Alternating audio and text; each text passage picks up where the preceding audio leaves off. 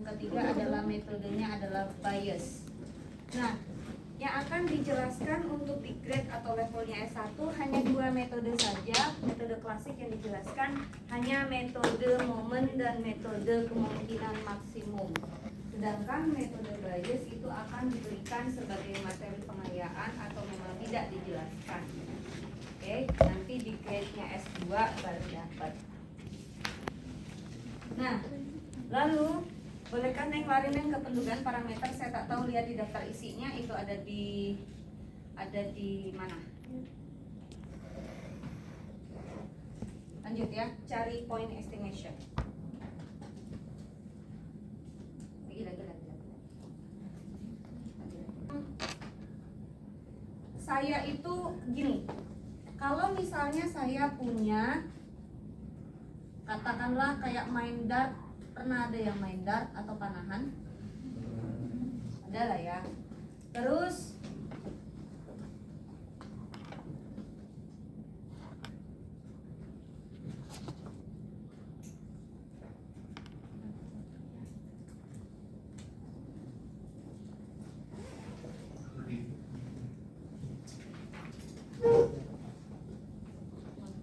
oke.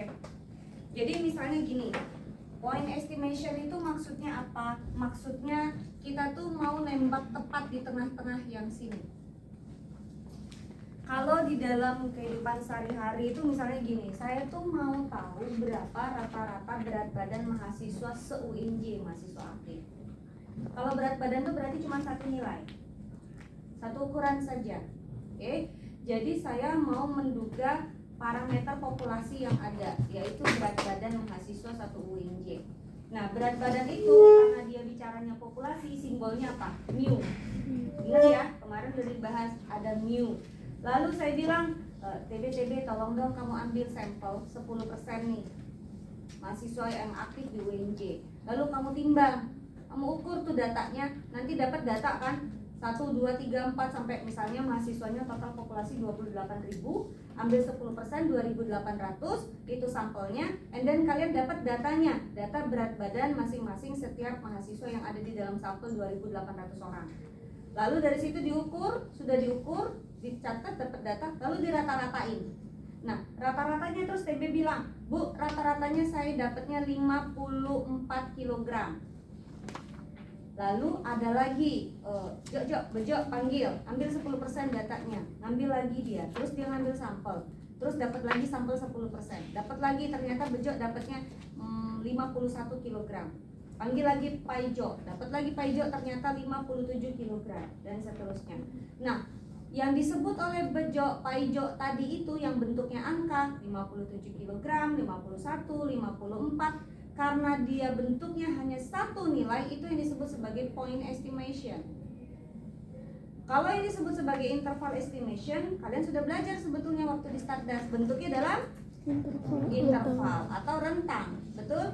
Jadi kalau saya tanya sama Paijo, duga dong berapa sih penduga selangnya, nanti si Paijo bilang rata-rata berat badan mahasiswa di UINJ antara 50 sampai 60 kg. Ada rentangnya. Itu namanya interval estimation. Kita akan bahas itu nanti, tapi nanti di akhir-akhir. Oke? Yang sekarang yang kita bahas adalah point estimation. Jadi penduganya adalah titik. Bentuknya kenapa disebut titik? Satu nilai saja. Sampai situ paham? Kenapa disebut sebagai point estimation? Nah, lalu point estimation, saya misalnya menduga nanti pakai metodenya beda-beda, hasilnya beda-beda. Ada penduga parameter saya, misalnya saya menduga nih, saya mengestimasi, kayak tadi kan ngambil sampel, oh ternyata rata-ratanya dapatnya 54, ada yang 57, ada yang 51, ada yang 60.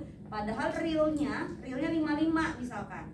Realnya 55 itu data kalau rata-rata berat badan mahasiswa se-UINJ aslinya 55 populasinya. Tapi ada yang dapat, mungkin nggak bisa tepat di 55, mungkin, tapi kan kemungkinannya sangat kecil. Kalau makin banyak sampelnya, Bu, pasti dia akan mendekati angka 55. Yes, karena sampel Anda cukup representatif. Tapi kalau sampelnya sedikit, agak jauh dia pasti dari parameter populasinya. Apalagi misalnya ngambil sampelnya tekniknya beda-beda. Makanya ada mata kuliah namanya teknik sampling. Kurang bagus teknik sampling yang digunakan, nggak pas dengan karakteristik dari populasi, datanya jelek. Kalau datanya jelek, penduga parameternya juga jadi jelek. Misal TB ngambilnya pakai apa? Simple random sampling. Oke? Lalu karena dia ngambil simple random sampling, kepilihnya banyak anak cewek. Makanya jadinya rata-rata berat badannya 50 kg. Underestimate cewek. Terus si Pak Ijo ngambilnya simple random sampling juga, kebetulan kebanyakan ngambil anak cowok. Makanya jadinya gede. Padahal kan harusnya nggak begitu cara teknik samplingnya. Jadi teknik sampling yang berbeda-beda menghasilkan data yang berbeda-beda. Data yang berbeda-beda menghasilkan penduga parameter yang berbeda-beda. Ternyata nggak semua penduga parameternya cukup baik. Nah, kalau misalnya ada yang duganya gini, dia ada yang di sini tuh menduganya. Jadi setiap dia menduga tuh ada di sekitaran sini. Jadi ibarat kalau orang manah di sini terus dia. Terus berarti ada yang di sini tuh nanti yang namanya ekspektasi. Nah, jarak dari sini ekspektasi ke sini, padahal kan tujuan kita menduga yang tengah-tengah. Maka inilah yang disebut sebagai bias. Dia bicaranya adalah presisi. Kalau dia di sini-sini aja dia bicaranya akurasi. Akurat sih dia situ-situ aja, tapi nggak tepat. Oke? Jadi kalau kita bicara presisi dia bicara bias, kalau dia bicara akurasi maka dia bicara tentang ragam atau varians. Lalu ada lagi menduga nih. Kalau yang menduga ini katakanlah yang ini kasus A, kemudian ini kasus B. Ketika dia menduganya gini. Padahal kan yang ini dia mau tuju. Nah, katakanlah begini. Di sini juga dia dapat ekspektasinya. Jadi ekspektasi itu dari nilai harapan ya. Dari gabungannya itu nilai harapannya dapatnya di sini. Biasanya berapa? 0. Ada lagi orang yang kira-kira dia begini. Padahal yang dia duga ada di sini. Ekspektasinya jauh. Kan gitu. Nah, kemudian ada lagi yang di sini katakanlah. Jadi kalau yang bicara kasus yang A, kita bicara apa? Penduga parameter ini yang dilakukan oleh si A itu adalah penduga yang sifatnya bias, tapi ragamnya kecil. Karena dia akurasinya cukup tinggi. Kalau si B ini dia tadi dibilang ekspektasinya juga hampir mendekati yang ada di sini nih, nyaris biasnya 0. Sehingga apa? Penduga yang dilakukan oleh si B itu tak bias, unbiased estimator, tapi ragamnya lumayan besar. Ada lagi kasus si C. Waduh, si C paling parah. Sudahlah penduga parameter dia ekspektasinya jauh dari titik tengah, artinya dia berbias dan variansinya besar. Ada lagi yang si D the best lah. Kenapa? Biasnya 0 artinya dia tak bias dan variansinya kecil. Oke? Nah, nanti penduga parameter kita akan lakukan bagaimana cara menduga parameter populasi. Tapi setelah itu, setelah bahasan beberapa pertemuan ke depan, lalu kita akan membahas penduga-penduga parameter berdasarkan kriteria ini yang akan kita kerjakan beberapa pertemuan ke depan. Jadi kalau sudah menduga, saya mau tahu sebaik apa dugaan saya. Berdasarkan kriterianya siapa? Bisa bias. Pokoknya saya nggak peduli mau variansi yang besar, mau variansi yang kecil, saya maunya penduga parameter saya tak bias. Oke, kalau tak bias berarti yang ini tak bias, yang ini tak bias. Mau ragamnya besar, mau ragamnya kecil, saya nggak peduli. Ada lagi kriteria yang kedua. Kriteria yang kedua, saya nggak peduli dengan biasnya. Saya pedulinya variansinya maunya kecil. Berarti yang saya pilih dia dan dia. Yang ini dia sudahlah variansinya kecil dan dia juga tak bias. Kalau yang ini dia nggak peduli dengan biasnya, tapi dia maunya yang ragamnya kecil. Ada lagi penduga parameter yang ketiga, maunya dua-duanya.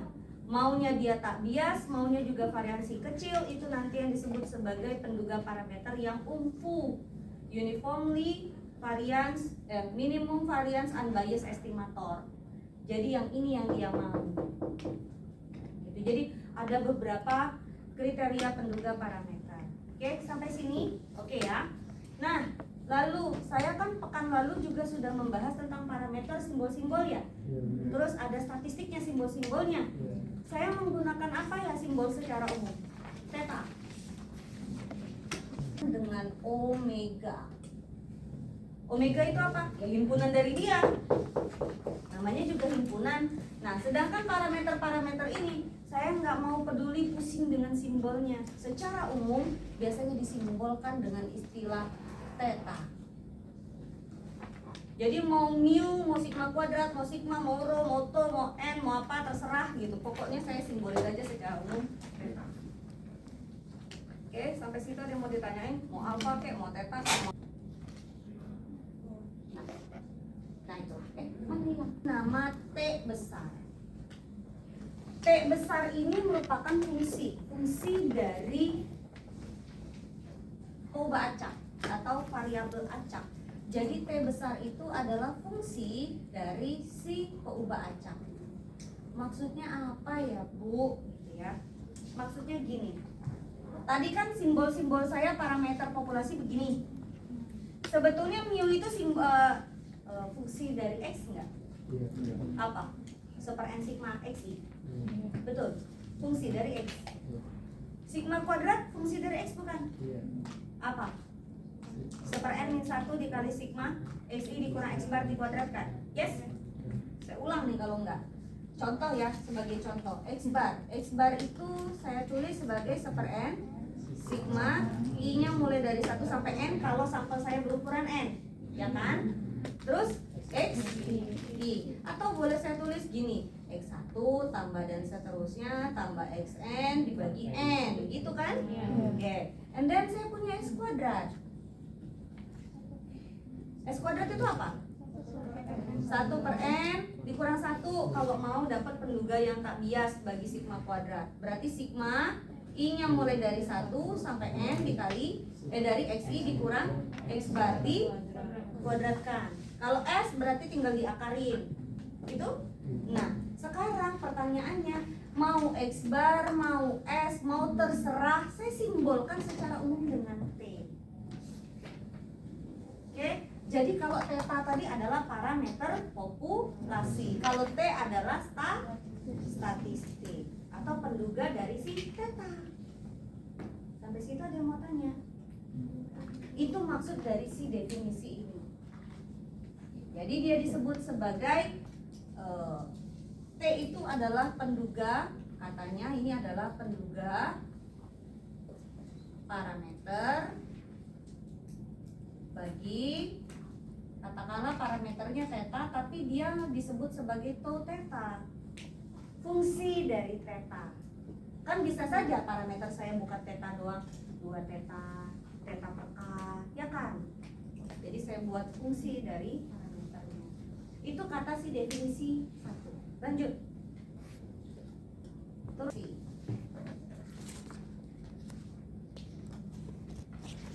momen populasi. Kata si momen populasi katanya kalau misalnya itu dia pakainya J-nya banyak ya. Oke. Momen populasi ada fungsi pembangkit momen, kita bersakti Anda kolom paling kanan ya. Nah, kita ada momen populasi, momennya adalah momen pusat. Jadi yang kita pakai adalah momen pusat. Karena ada momen yang enggak pusat. Oke, yang kita bahas momen pusat. Momen pusat dari populasi katanya definisinya saya pakai simbol, dia pakai mu ya, saya pakai M besar boleh ya? M besar. Terus disimbolkan ada indeks J dari parameternya. Ini kalau parameternya ada banyak ya guys. Kalau misalnya parameternya cuma 1 ya berarti cuma theta doang. Ini secara umum. Berarti sama dengan, katanya ini tuh sama dengan ekspektasi dari X pangkat J, dimana J nya itu 1 sampai K ya. Oke. Contohnya apa? yang paling sederhana, misalkan saya ambil J-nya 1. Berarti momen populasi ke-1. Oke? Momen populasi ke-1.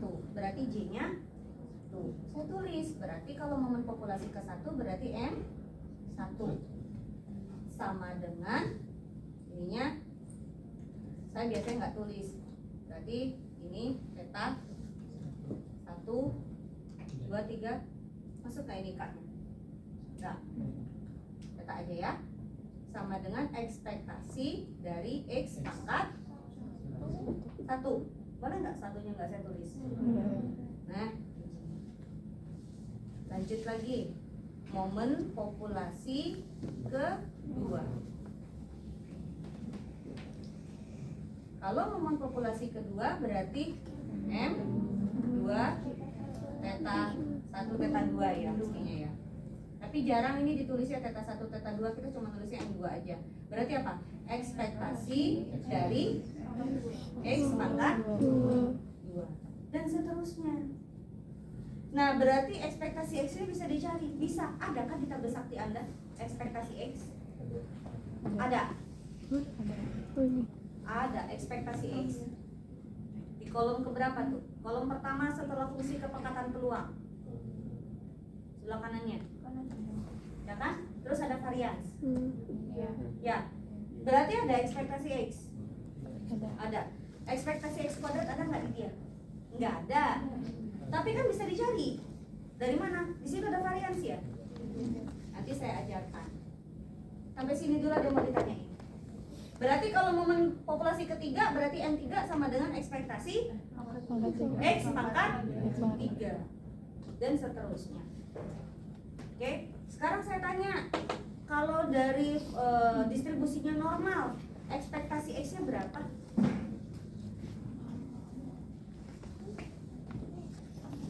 Ekspektasi X-nya apa? P. Dan katanya variansi dari X-nya apa? P dikali 1 min P. Ingat nggak kalau di StatDas atau di StatMat 1 dia bilang gini, variansi dari X itu adalah ekspektasi dari X kuadrat dikurang ekspektasi dari X yang di nah gitu. Variansi X-nya ada, P dikali 1 min P. Ekspektasi X kuadrat nggak tahu. Ekspektasi dari X, P dikuadratin. Bisa ketemu ekspektasi X kuadrat? Bisa. Ya. Berarti ekspektasi X kuadrat apa? Ekspektasi dari X kuadrat itu rumusnya berarti apa? Varians dari X ditambah ya? Ditambah ekspektasi dari X yang dikuadratkan. Berarti sama dengan ini? P dikurang P kuadrat ditambah P kuadrat. Benar? Hasilnya sama dengan? Oke, atau simbol M kecil aja. Kalau momen populasinya M besar, momen sampel saya kasih indeks M kecil aja. Dia bilang momen sampel ke J adalah 1/N dikali sigma, I-nya mulai dari 1 sampai N, X I pangkat J, di mana J-nya 1, 2 sampai K. Berarti kalau saya tanya momen sampel ke 1, berarti apa? M 1 sama dengan 1/N sigma I mulai dari 1 sampai N X I pangkat 1. Boleh nggak saya tulis? Oke. Nah biasanya kalau momen sampel dia pakainya ini nih, sebenarnya hurufnya huruf kecil nanti kalau di dalam fungsi ya. Lanjut lagi. Berarti momen sampel kedua apa? M2 1/N sigma I-nya mulai dari 1 sampai N X I kuadrat. Bener? Ya. Dan seterusnya. Jadi kalau momen sampel ketiga, ya pangkatnya 3. Momen sampel keempat, di sini pangkatnya 4 dan seterusnya. Lalu prosesnya gimana cara menduga parameter dengan metode momen? Momen populasi ke-1 diduga dengan momen sampel ke-1. Momen populasi kedua diduga dengan momen sampel kedua. Jadi dia sepadan-sepadanan. Kalau di sini momen populasi 3, di sini diduga dengan momen sampel 3 dan seterusnya.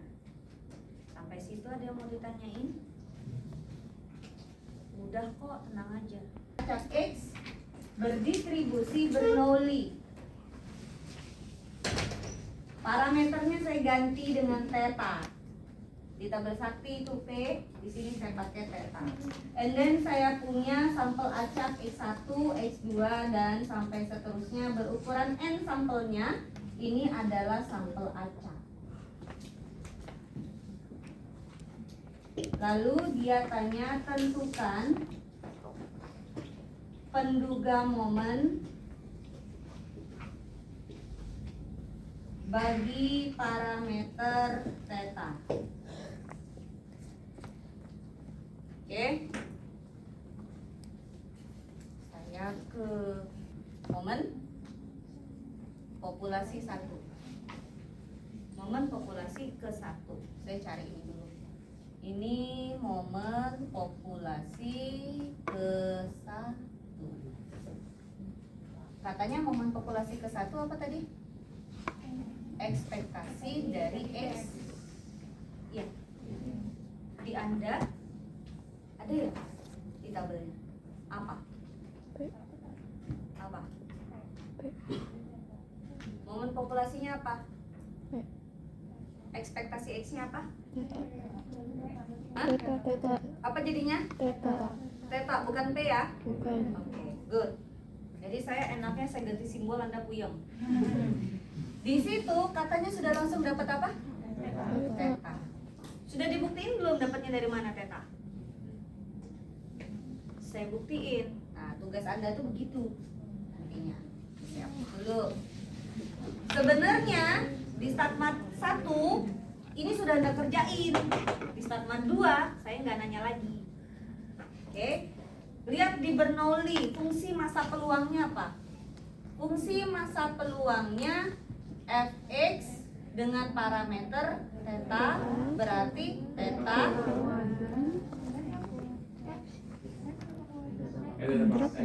pangkat X dikali 1 min theta pangkat 1 min X, di mana X-nya 0 dan 1. Oke, berarti di situ kalau saya diminta cari ekspektasi dari X, berarti sama dengan ini diskret atau kontinu. Diskret atau kontinu kalau X itu berdistribusi Bernoulli, maka distribusi ini peubah acaknya adalah peubah acak diskret atau kontinu? Diskret. Atau dari mana diskret? Lihat ininya apa? Interval. Integer. Silakan bulat kan? Integer dong, bukan integral. Lanjut. Kalau dia diskret bisa diintegralkan? Enggak. Diapain? Jumlah sigma. Berarti ekspektasi definisinya apa ya? Sigma X-nya mulai dari 0 sampai 1. Dari mana Bu 0, 1? 0. Lalu X definisinya pindah masuk ke dalam kan? X. Kenapa jadi huruf kecil? Karena bicaranya dalam fungsi. Dikali fungsi masa peluangnya. Ini definisinya dari ekspektasi. Berarti sama dengan sigma X-nya 0 sampai 1 X dikali theta pangkat X dikali 1 min theta pangkat 1 min X. Maka ekspektasi dari X-nya adalah sama dengan, kalau X-nya ganti 0, 0 semua, 0. Kalau X-nya ganti dengan 1, berarti 1 dikali theta pangkat 1 dikali 1 min theta pangkat 1 kurang 1, berarti hasilnya theta. Yes? Terbukti. Kan udah terbukti. Dah. Lanjut. Kalau gitu saya cari ekspektasi dari X kuadrat. Sama dengan berarti sigma X-nya mulai dari 0 sampai 1, X kuadrat pindah masuk sini, terus dikali theta pangkat X, 1 min theta pangkat 1 min X. Kalau X-nya 0, 0 semua. Kalau X-nya 1, 1, berapa nih? Theta pangkat 1 dikali 1 min theta pangkat 0, berarti hasilnya theta. Berarti saya dapat varians dari X. Rumusnya apa tadi? Ekspektasi dari X kuadrat dikurang ekspektasi dari X yang dikuadratkan. Ekspektasi X kuadrat theta dikurang theta kuadrat. Makanya ada theta dikali 1 min theta. Terbukti ada di tabel. Sudah sampai situ? Lanjut. Saya sebenarnya nggak peduli dengan ini, nggak penting banget ini sudah hatam di StatMat 1. Saya nggak peduli ini. Saya cuma ngambil dari tabel ekspektasi X apa? Theta. Ya udah saya ambil theta. Ada di tabel sakti. Makanya tabel sakti boleh sampai ujian bawa di sampai ujian. Saya langsung masuk ya. Momen populasi sudah ada, maka saya ke momen sampel 1. Momen sampel ke 1. Berarti M1. M kecil 1 sama dengan 1 per N, karena sampelnya ukurannya sampai N. Hati-hati. Kalau di sini saya cuma sampai 10 ya berarti 1/10. Sigma I mulai dari 1 sampai N dari XI. Lanjut. Sedemikian hingga momen populasi 1 diduga oleh momen sampel ke 1. Dan ini akan berlaku jika dan hanya jika momen populasi satunya adalah theta. Diduga oleh, ini boleh saya tulis X bar. Boleh saya tulis X bar. Seper N sigma X itu X bar. Oke. Berarti ini adalah diduga oleh si 1 per N sigma XI. Atau boleh saya tulis theta itu diduga oleh si X bar. Selesai. Sehingga penduga momen bagi theta adalah, lihat saya nulis, theta topi kan penduga, M-nya simbol dari momen sama dengan 1 per N ini sigma I mulai dari 1 sampai N X besar I karena dia sudah berupa penduga. Kalau ini masih nilai dugaan dalam fungsi ini jadi penduga, atau boleh saya tulis X bar. Pada saat momen populasi ke 1 nggak ada parameternya, nggak mengandung parameter. Soalnya saya parameternya apa? Theta. Momen populasi 1 saya ada mengandung theta. Berarti pakainya momen populasi ke 1. Ada Bu soal yang memang dia pada saat momen populasi ke 1-nya nggak ada parameternya, cuman konstanta doang. Yes, ada. Oke, berarti saya harus pakai momen populasi ke 2.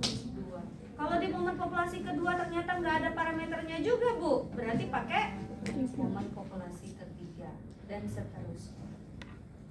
Sudah sampai situ? Tolong bantu hapus dong, hapus.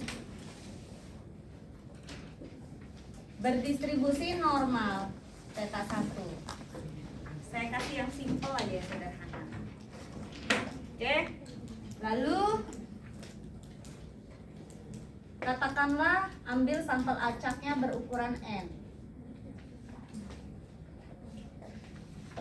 Tentukan penduga momen bagi si theta. Oke. step yang pertama apa yang dicari? Momen? Yes, momen populasi 1. Apa dia? N besar 1 sama dengan ekspektasi dari X. Apa? Apa? Dari mana teta? Dari sini Bu. Ini ekspektasi X. Ini varians dari X. Ya kan? Oke, lanjut. Ada parameternya? Gampang berarti. Berarti pakai momen populasi ke 1. Good. Lanjut. Berarti momen sampel ke 1. Berarti N kecil 1 sama dengan 1/N sigma X. Ini yang mulai dari 1 sampai N. Sehingga momen populasi 1 diduga oleh momen sampel 1. Ini berarti theta diduga oleh X bar ya. Maka penduga momen bagi si theta adalah X bar. Pokoknya selalu theta. Apa ya SKP-nya?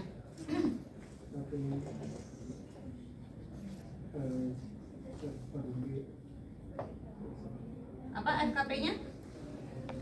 1 per theta E pangkat min X per theta untuk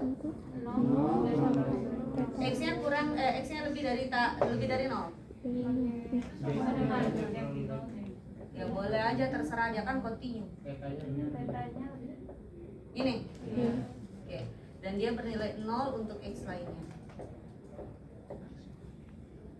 Nah, kalau di StatMat itu angka begini nih nggak ditulis sel nilainya. Dia punya makna ini. Mau tahu maknanya di StatMat 1 mestinya. Oke, lanjut. Di sini berarti disuruh tentukan ini. Berarti momen populasinya momen populasi ke 1 apa? M besarnya apa?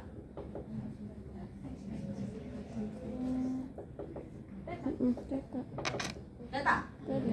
Saya ganti aja kalau gitu. Bosan saya. E pangkat min X theta.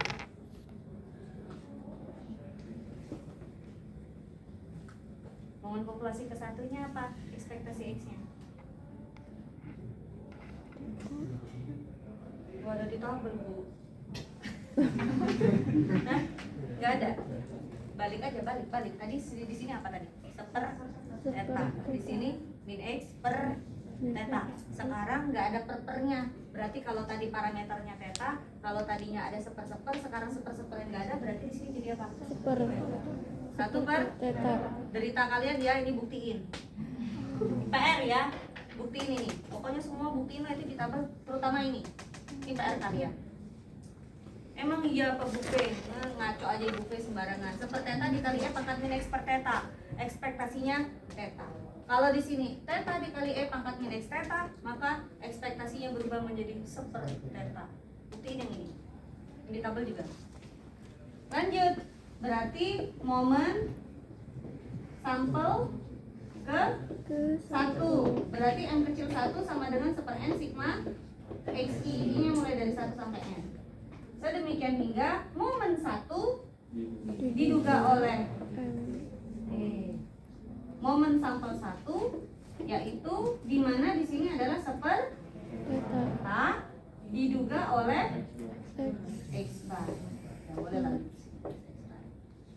Maka otomatis saya mau tahunya tetanya apa gitu. Berarti theta diduga oleh seper X bar. Sehingga penduga momen bagi theta adalah 1 per X bar, atau boleh saya tulis N per sigma X I. I-nya mulai dari 1 sampai N. Yes? Karena kan kalau X bar itu sigma X I per N, dibalik jadi N per sigma. Sampai dengan Xn adalah sampel acak. Tentukan penduga momen bagi, ini contoh berapa sih? 4 dong. Bagi siapa nih? Bagi P ya? Karena parameternya P. Perlu dinyalain lampu nggak? Nggak usah? Yang belakang? Kelihatan? Lanjut. Di tabelnya apa ya? Tabel sakti ada nggak sih? FMP-nya apa? FMP-nya Fx dan P berarti. Berarti sama dengan P dikali 1 min P pangkat X min 1, di mana X-nya 1, 2, 3 dan seterusnya sampai tak hingga, dan dia akan bernilai 0 untuk X lainnya.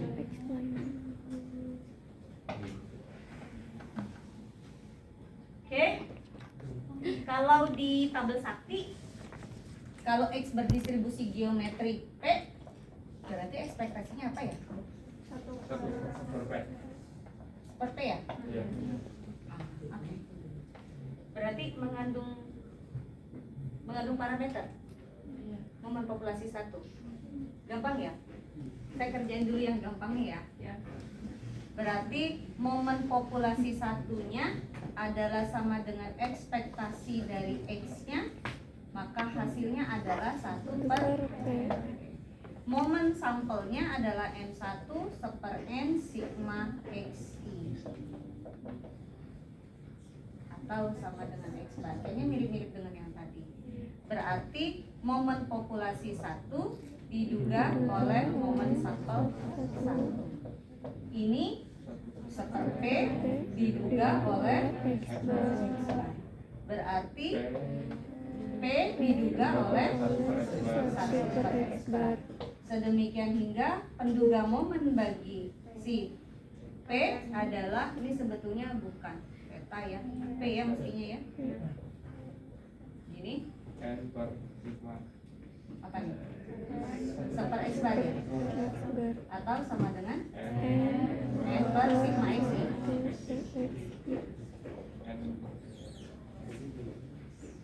Ini kan kalau sudah langsung ngambil aja dari tabel, saya langsung dapat ini. Ya, buktiin dong. Akan dibuktikan bahwa ekspektasi dari X-nya adalah 1 per P. Ekspektasi dari X, nyuruh saya berhenti nih, adalah sigma X-nya mulai dari 1 sampai mana N? Mana N? Saya sudah sempat ngomong nggak sih pekan lalu itu kalau misalnya distribusi geometrik bedanya dengan binom. Kalau distribusinya binom, kita bisa menentukan, menghitung besarnya peluang terjadinya kejadian sukses sekian kali. Contoh, koin 1 dilempar. Berarti kalau koinnya dilemparnya cuma sekali, distribusinya adalah Bernoulli. Karena kejadiannya cuma 1 kali, kemungkinan yang keluarnya hanya ada 2, yaitu muka atau belakang gambar atau sama seperti seorang ibu hamil anaknya 1 janinnya, maka ketika probabilitas dia yang keluar cuma ada 2 kemungkinan jenis kelamin, laki-laki atau perempuan. Nggak ada yang LGBT atau waria ya, nggak ada. Oke. Nah, lalu habis itu kalau misalnya wanitanya lebih dari 1, mak-maknya, setiap mak-maknya punya janin 1, ibu-ibunya ada 10. Nanti pertanyaannya, itu distribusinya apa? Binom. Apa bedanya Bernoulli sama binom? Kalau Bernoulli cuman ada 1 saja kejadian. Kalau di binom kejadiannya lemparannya bisa, kalau koin tuh bisa lebih dari sekali, maka dia jadi binom. Misalnya koin dilempar 10 kali, pertanyaannya berapa besarnya peluang munculnya muka 7 kali, itu bisa dijawab oleh binom. Berapa besarnya peluang ibu-ibu yang melahirkan itu 3 anak laki-laki? Bisa dicari dengan binom. Oke? Binom bisa nggak Bu? Misalnya koinnya ada 5, dilempar sekali. Bisa juga. Jadi boleh saja 1 koin dilempar berkali-kali, atau 1 kali lemparan koinnya ada sekian.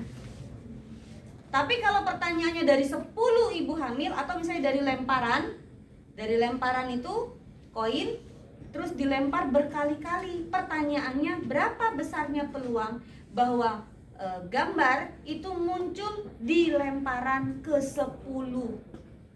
Berarti lemparan 1 gambar angka terus baru muncul kejadian sukses si gambar itu di lemparan yang ke-10. Maka bisa dijawab dengan distribusi geometrik. Itu bedanya.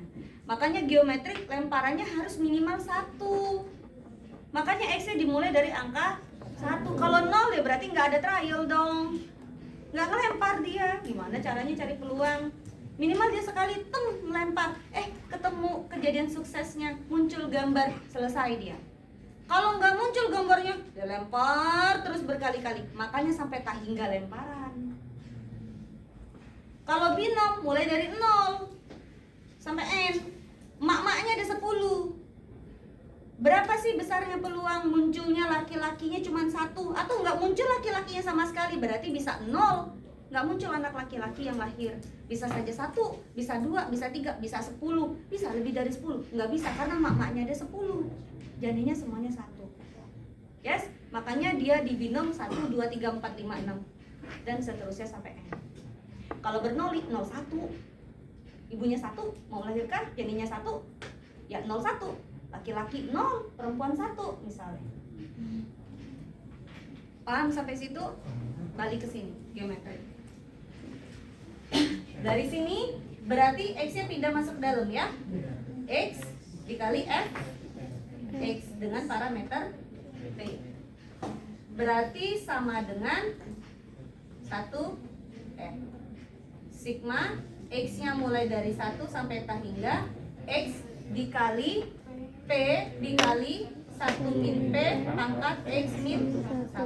P-nya tidak mengandung X, boleh saya keluarkan? Boleh?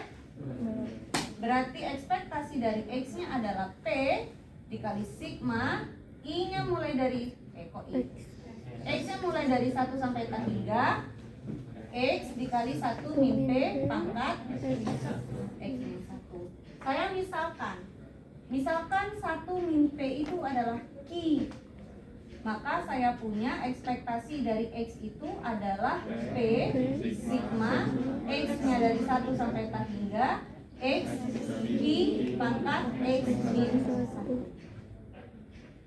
Jadi kita ingat diferensial. Kalau X dikali Q pangkat X min 1, ini nih setara nggak turunan dari Q pangkat X terhadap Q? Turunan Q pangkat X apa? Itu bilangan eksponen. Bilangan pokoknya Q. Turunan dari bilangan eksponen, pangkatnya pindah ke depan, Q pangkat X, pangkatnya berkurang 1. Berarti X kali Q pangkat X min 1. Betul?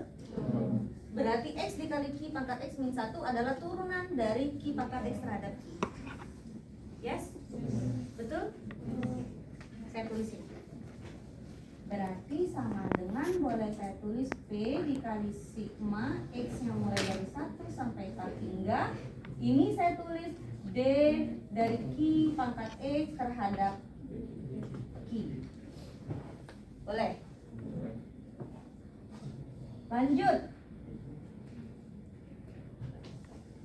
Kalau ada teorema yang mengatakan sigma dari turunan sama dengan turunan dari sigma, berarti caranya gimana? Berarti saya boleh balik, mau disigmain dulu, mau diturunin dulu, atau turunin dulu mau disigmain dulu, terserah. Jadi saya ambil, saya turunkan dulu, baru saya sigmakan. Nah, sigma dari turunan sama dengan turunan dari sigma. Sudah? Lanjut. Ekspektasi X sama dengan P. Turunan dari, kalau X-nya ganti 1 jadinya apa? Q. Kalau X-nya 2, kalau X-nya 3, kalau X-nya hingga, terus aja begini ya? Boleh? Bisa tulis aja nih Q pangkat 3 dan seterusnya. Ini apa?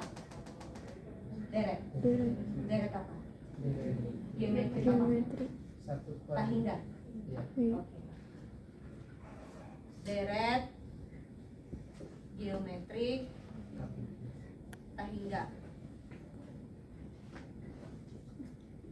Jumlahnya apa rumusnya? 1 per 1 Gini. Benar? Di situ A-nya apa? I. Rasionya apa? Q juga. Q kuadrat dibagi Q. Q pangkat 3 dibagi Q kuadrat. Rasionya Q. Oke. Berarti ini apa? Q 1 min. Oke. Saya tulis di sini. Ekspektasi dari X berarti sama dengan P. Turunan dari terhadap Q ini sama dengan apa tadi? Q dibagi 1 min. Oke. Turunan apa ini? turunan Parsial atau pecahan? Parsial. Hah? Apaan? Itu tuh, misalnya Y sama dengan Q dibagi 1 min Q, ini misalkan U, ini misalkan V kan? Lupa ingatan. Berarti Y-nya apa? Y aksen apa? U aksen V kurang U V aksen dibagi V pangkat 2. Gini? Oke. Nah, saya kembalikan ingatan Anda. Jadinya apa saya punya? Ekspektasi X-nya berarti P. Cari turunan ini apa jadinya? U aksen berarti apa nih? 1 dikali V 1 min Q dikurang U dikali V aksen min 1 U dibagi V kuadrat 1 min Q pangkat 2. Lanjut. Ekspektasi dari X berarti sama dengan P. Ini turunannya udah nggak ada ya. Ini kan tadi udah diturunin ya. Berarti dikali, kalau saya bongkar 1 dikurang Q.